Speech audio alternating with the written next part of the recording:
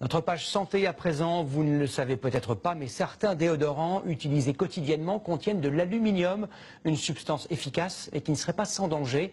On la soupçonne d'être liée à plusieurs maladies. Les autorités sanitaires recommandent d'ailleurs depuis peu de réduire la concentration de ces sels d'aluminium dans les produits d'hygiène. Corinne Lalo et Jean-Louis Alfero ont mené l'enquête.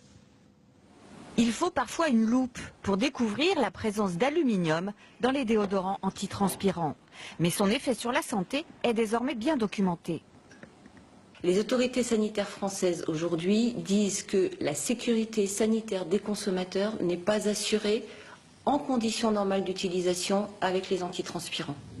Les sels d'aluminium ont pour fonction d'empêcher la transpiration, mais le problème, c'est qu'ils pénètrent dans l'organisme.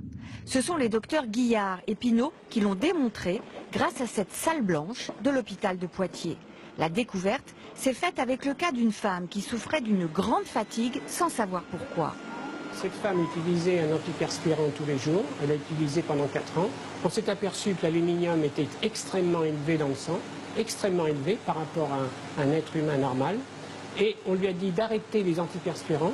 Et à ce moment-là, à l'arrêt, eh bien, on a vu que l'aluminium dans le sang diminuait, mais seulement au bout de 8 mois.